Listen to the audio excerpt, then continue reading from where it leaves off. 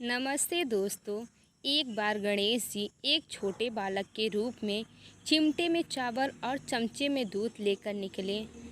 वह घर घर किसी से कह रहे थे, कोई मेरी खीर बना दो, कोई मेरी खीर बना दो। एक बुढ़िया बैठी हुई थी। उसने कहा, ला मैं बना देती हूँ। वह छोटा सा बर्तन चढ़ाने लगी। तब गणेश जी ने कहा, दादी माँ, छोटे से भगोना मत चढ़ाओ, तुम्हारे घर में जो सबसे बड़ा बर्तन हो उसे चढ़ा दो। भक्तों, आज हम इस कहानी के माध्यम से आपको बहुत ही प्यारी सी गणेश जी की कहानी सुनाएंगे। चलिए कहानी को शुरू करते हैं।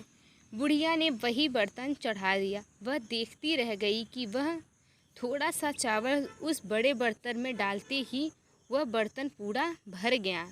गणेश जी ने कहा, दादी माँ, मैं नहाकर आता हूँ।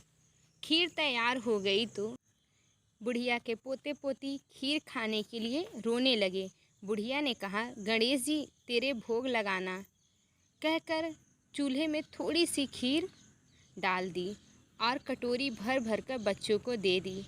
बुढ़िया की पड़ोसन ऊपर से सब कुछ देख रही थी तो बुढ़िया ने सोचा कि यह चुगली कर देगी, तो एक कटोरी भर कर उसे भी खीर पकड़ा दी। बेटे के बहू ने चुपके से एक कटोरी खीर निकाल के खा ली और कटोरी को चक्की के नीचे छुपा दिया। अभी भी गणेश जी नहीं आए थे। बुढ़िया को भी भूख लग रही थी। वह भी एक कटोरी खीर निकाल कर भर कर केवल किवाड़ के पीछे बैठकर एक बार फिर कहा कि गणेश जी आपके भोग लगे, कहकर खाना शुरू कर देती है। तभी गणेश जी आ गए। बुढ़िया ने कहा, आ जा रे गणेशा, खीर खा ले, मैं तो तेरी ही राह देख रही थी। गणेश जी ने कहा, दादी माँ, मैंने तो खीर खा ली। बुढ़िया ने कहा, कब खाई? गणेश जी ने कहा, जब तेरे पोती पोती ने खाई खीर तब मैंने खीर खाई, जब तेरी पड़ोसन खाई तब मैंने खीर खाई, और जब तेरी बहू ने खाई तब भी मैंने खीर खाई थी, और जब तू खाने आई तो मेरा पेट पूरा भर गया। बुढ़िया ने कहा, बेटा, और सारी बात तो सच है, पर बहू बेचारी का तो नाम मत ले। वो तो बेचारी सुबह से काम में लगी हुई है, उसने कब खीर खाई? गणेश जी ने कहा, चक्की के नीचे देखना, जूठी कटोरी वहाँ पड़ी हुई है, और तूने तो मेरे भोग भी लगाए, वह तो वैसे ही खा गई। बुढ़िया ने कहा, बेटा, घर की बात है, घर में ही रहने दो। अब बताओ बची हुई खीर का क्या करें?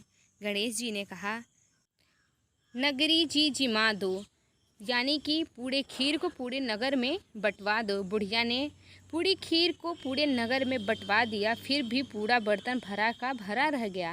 राजा को यह बात पता लगी तो बुढ़िया को बुलाया अपने दरबार में और कहा, क्यों रे बुढ़िया, ऐसा बर्तन तेरे घर में अच्छा लगता है या हमारे घर पे? बुढ़िया ने कहा, राजा जी आप ले लो। राजा जी ने खीर का बर्तन अपने महल में मंगवा लिया। लाते ही खीर में कीड़े मकोड़े बिच्छू कचरे हो गए और उसमें से दुर्गंध आने लगी। यह देखकर राजा ने बुढ़िया से कहा, बुढ़िया, बर्तन वापस ले जा, जो तुझे मैंने दिया। बुढ़िया ने कहा, राजा जी आप देते तो पहले ही दे देते, कभी दे देते, यह बर्तन तो मुझे मेरे गणेश जी ने दिया है। बुढ़िया ने बर्तन वापस लिया।